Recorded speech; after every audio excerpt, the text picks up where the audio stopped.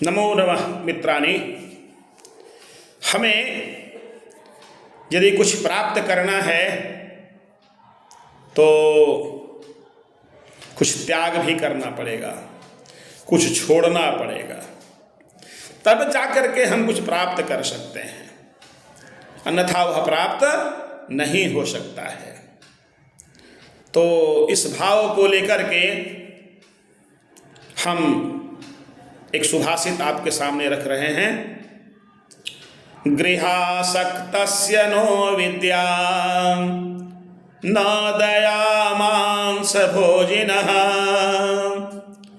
द्रव्यलोब्धस्य no सत्यं स्त्रैण्यस्य न पवित्रता।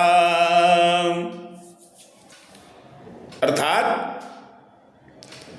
जो हमेशा घर में ही आसक्त रहने वाला है, यानी घर से बाहर नहीं निकलता, घर में ही मोह है, बस हम घर में ही लगे रहेंगे, कुछ भी चाहिए तो घर में ही प्राप्त हो, ऐसे लोगों को विद्या की प्राप्ति नहीं हो सकती, वे विद्यावान नहीं हो सकते।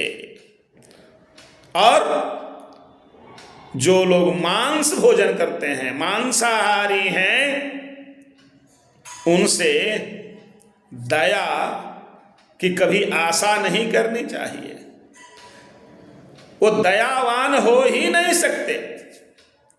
और जो धन का लोभी है वो सत्यवादी नहीं हो सकता। धन का लोभी वह झूठा ही आचरण करने वाला होगा, कभी उस पर विश्वास नहीं करना चाहिए। और जो लोग स्त्रियों का अनुसरण करने वाले हैं, स्त्रैण महिलाओं के ही आगे पीछे करते रहते हैं,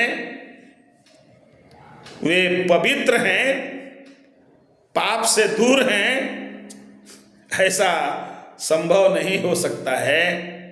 इसलिए जो सुभाषितकार ने कहा, हमें बचाया है और अच्छे मार्ग को दिखाया है, जो उपदेश दिया है, हमें उसे आचरण में लाना चाहिए।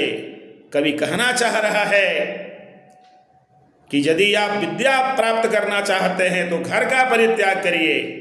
यदि अपने अंदर दया भाव, दया गुण को लाना चाहते हैं, जो मनुष्य का एक स्वभाव है, तो मांस भोजन करना छोड़ दीजिए। यदि सत्य बोलना चाहते हैं तो ये धन का लोभ छोड़ दीजिए। अपने आप को यदि पवित्र रखना चाहते हैं तो स्त्रियों का आगे पीछे करना त्याग दीजिए। फिर अगले दिन अगला विषय लेकर के आऊँगा। नमो नमः।